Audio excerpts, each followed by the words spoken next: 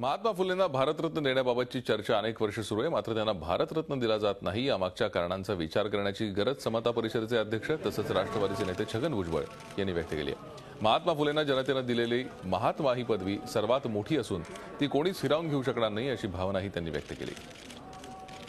या देशामध्ये महात्मा दोनच आहेत, एक महात्मा गांधी आणि एक महात्मा ज्योतिराव फुले, दुसरे एक महात्मा बसवेश्वर सुद्धा आहेत. पण महात्मा गांधी आणि महात्मा फुले दोनच आहेत, भारतरत्न शिकार आहेत. आणि आता तर जेव्हा बाबासाहेबांना दिलं तेव्हा भारतरत्नाची यादी फार कमी होती, आता खूप वाढली. मी तर म्हणतो भारतरत्न म्हणून बाबासाहेब आंबेडकरांना काढून त्यांना विश्वरत्नच ही पदवी द्यायला पाहिजे. त्यांना तिथे कुठे बसवता? म्हणजे त्या दोन महात्मातून एक महात्मा खाली कशाला आणतो? महात्मा महात्मा आहे, अख्ख्या जगात महात्मा फुले म्हणूनच ते प्रसिद्ध आहेत. पण ठीक आहे, भारतरत्न जसं मगाशी अरुंधतीताईंनी सांगितलं की हे सगळे जे आहेत दत्तक घेऊन घेतल्यासारखं करायचं.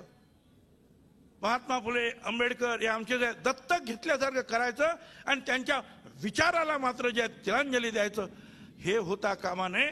याच्यावर तुमची आमची करडी नजर असली पाहिजे. झी 24 तास रहा एक पाऊल पुढे.